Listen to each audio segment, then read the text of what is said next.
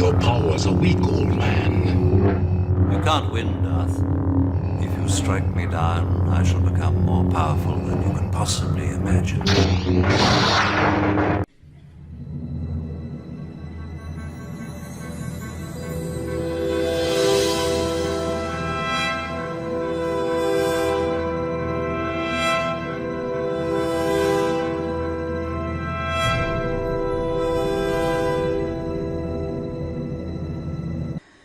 It must be genuinely terrifying to be an American these days. A baffled world is looking on in horror, shuddering and wondering, what the hell have Americans let happen to their society? What if that happens here? America is experiencing what you might call the mother of all social collapses. It's hard to put into words, because it really is something strange, new, unprecedented, shocking, gruesome. It's like a major earthquake. It's going to redefine the world's fault lines for generations to come. I say that because Trump's America, I noticed, was trending on Twitter. In response, people had written all kinds of funny, snarky, depressing, angry rejoinders. But it seemed impossible, maybe, to encapsulate it all. The scale and scope of what America's become, the bottomless depth and towering heights of the failure of a society like this. America is many things. Even I struggle to express the extent of the calamity in words by now. It's a place where mass death is an everyday affair. America has become a plague state, racked by illness and disease. The country is an economic train wreck. It's a society whose social bonds have been blown apart by hate and brutality and selfishness. It's a budding police state. Those so-called federal agents are coming to your streets. It's a collapsing nation, one imploding into authoritarianism, poverty, disease, and death. As I said, I really have to struggle to put it into words. But the economist in me can express it much more succinctly and precisely. When I say the mother of all social collapses, I really do mean it. Today's America is a society that combines all the strands of social collapse that we know of, and then some. Yes, really. Economically, the America of today is really Soviet. Politically and socially, it resembles Nazi Germany, and culturally it's Taliban-esque, aggressively retrograde. That's a lot of ruin for one country, which is why it's so hard to put it into words. It really is breathtaking and staggering when you think about it. Let me begin with the economy, how America is Soviet. Its intellectual class seems incapable of processing much or even any of what I've just said. As long as billionaires are getting richer and the stock market's rising, you may ask, what's the problem? Like the Soviet Union, America has a strange set of measures for the health and prosperity of a society which don't seem to account for anything that actually matters, whether happiness, wealth, stability, safety, or sanity. Like the Soviet Union, only paying attention to those self-created indicators of a kind of ideologically self-defined success has made America incapable of grasping the tiniest shreds of truth. Like the fact that America life sucks for most people now. Like the Soviet Union, America is now a place that can't provide the basics for people anymore. Like decent jobs. 50% of Americans now work low-wage service jobs, which is today's jargon for the menial work of servants to the rich.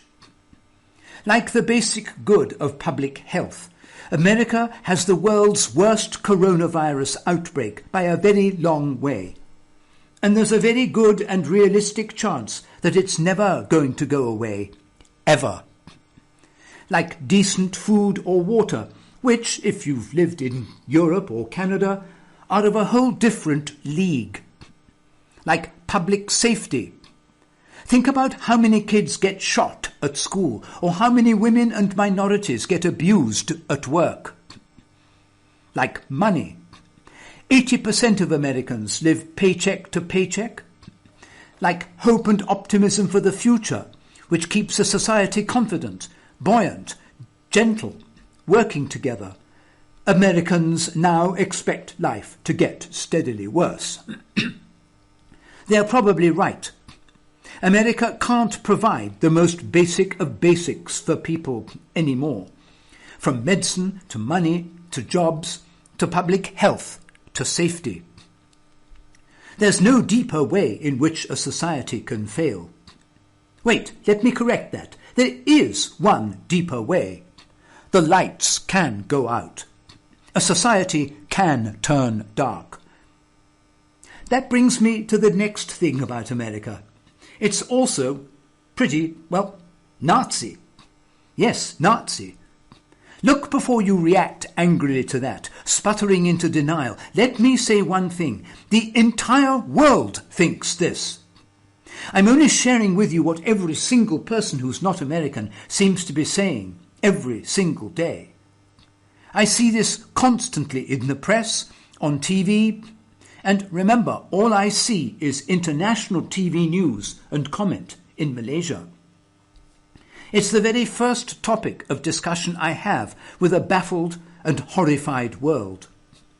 Americans are the only ones who are still in denial about it. But you see, I'm in a special place because I'm not American, so people have no qualms in telling me what they think. It's not exactly hard to see. Concentration camps, kids in them, kids in cages in them, family separations, raids, bans, purges, hate, dehumanization, and so on. Who else does that? We're all taught about Nazism over and over again from the time we're little kids, so that it sinks into us. But while the entire world is now like, wow, America's turned kind of Nazi, huh? By and large, within America, that's still somehow a controversial proposition. You get the blank look from Americans when you say the word fascism, the one that everyone who's not American knows. When the mind shuts down, when a truth too dangerous to utter has been spoken. Of course, that's also fascism. America is a place where the denial of the good people runs rampant. Nazis? What Nazis? Where?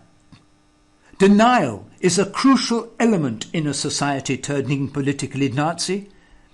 When I say America resembles Nazi Germany politically and socially, I don't just mean any particular political faction.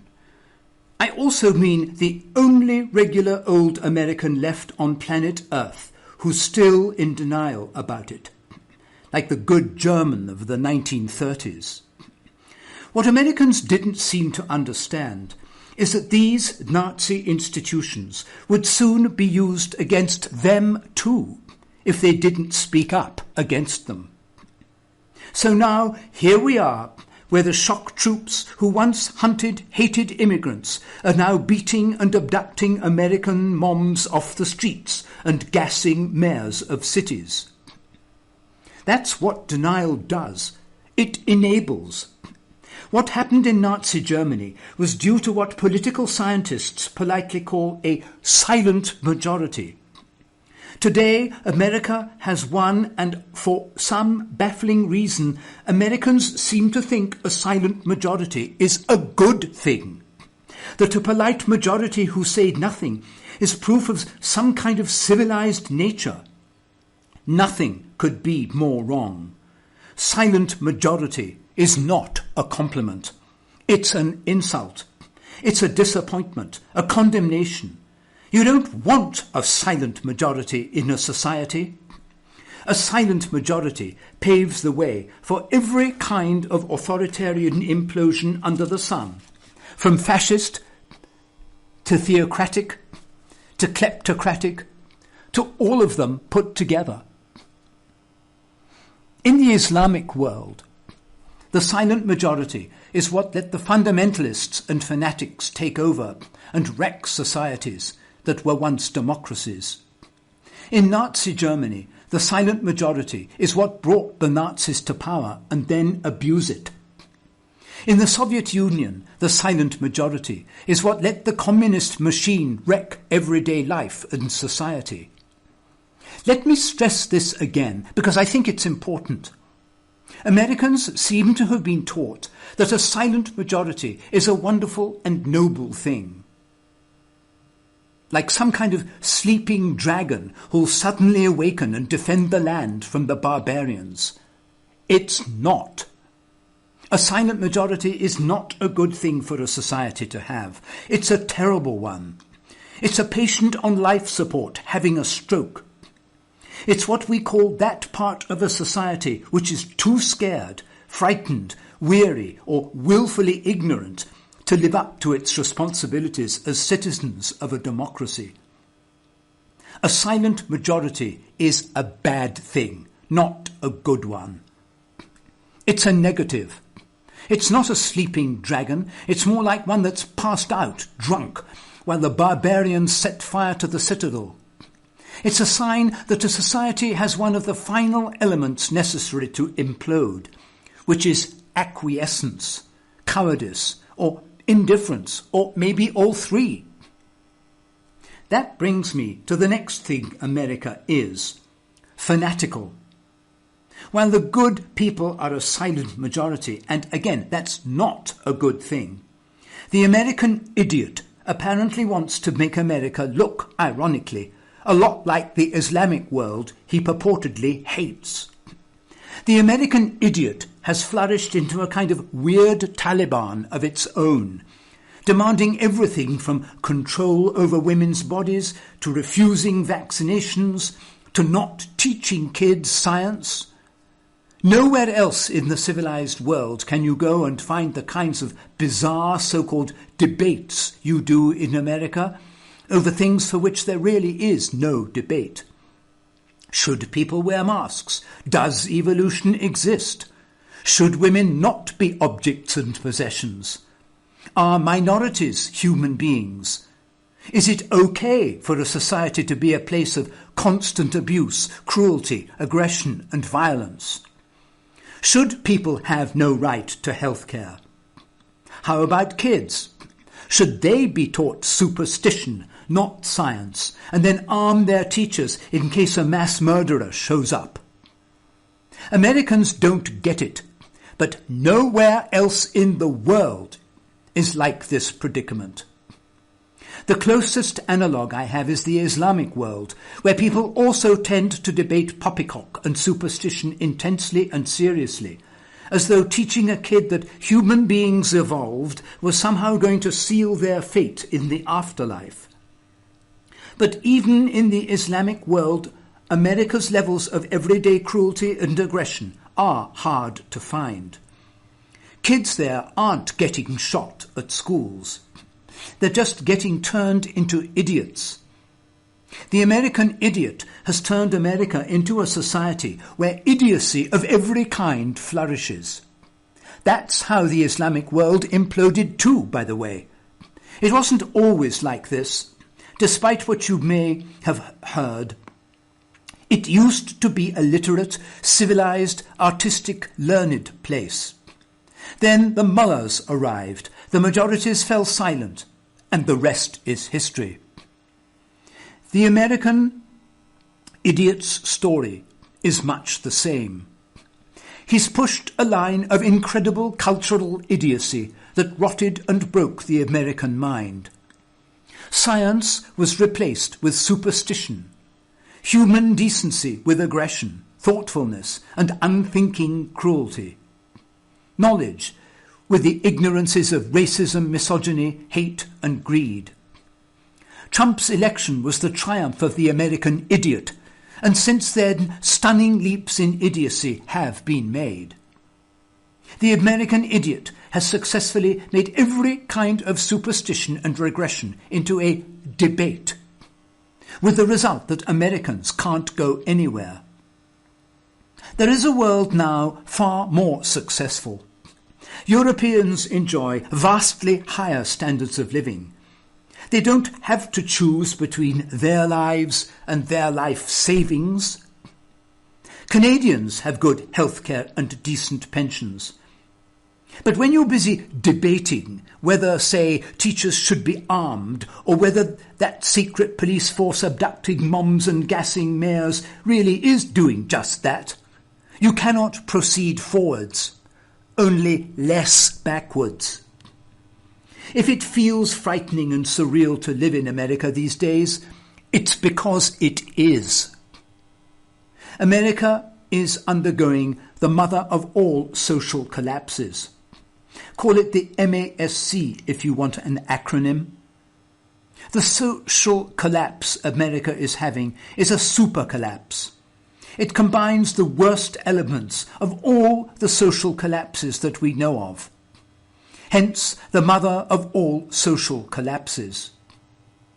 Economically, America is a weird mirror image of the Soviet Union, a society that's unable to provide basics for its citizens anymore, leaving them to battle each other for whatever morsels of a decent life they can, in a perpetual, daily, desperate, bitter battle for survival. Just like in the Soviet Union, negligence and irresponsibility has led to economic stagnation, the implosion of the middle and working classes into mass poverty and mass hopelessness, and now, finally, to mass death. Politically, America really does resemble Nazi Germany right down to the silent majority, not just the concentration camps and secret police. The silence of that majority baffles the world, while Americans seem to think a silent majority is a good thing. Culturally, America is a cousin of the Islamic world, where crackpots and theocrats want to organize a nation as a crusade for salvation, not as a modern, functioning society where an army of idiots that's an overly powerful minority has rendered any kind of social progress flatly impossible. America's collapse is a real one, a special one. It isn't just a Nazi collapse. It isn't just an authoritarian collapse. It's just an economic collapse. It isn't even just a cultural collapse into hate and backwardness and superstition. It's all those things put together. The world hasn't really seen all that put together before. The Soviet Union didn't want to be a theocracy, and neither did the Nazis. The mullahs of the Islamic world wanted to provide basics for all. They weren't capitalists, but they were mistaken as to how to go about it. America combines all the strands of social collapse that we know of, and then adds some of its own, like the idiocy of the non-mask wearer or the anti-vaxxer or the Fox News addict. It's honestly terrifying to be American these days. The world is closing its doors to them. The bodies are piling up. You can't have a decent life, it seems. No matter how hard you work, you'll never pay off all those debts. There's an army of idiots led by a psychopath who think being able to carry a gun to Starbucks is a basic human right, but healthcare isn't. Where will you go? What will you do? You're living through the mother of all social collapses. It might just last another few years, but it might last for much longer yet.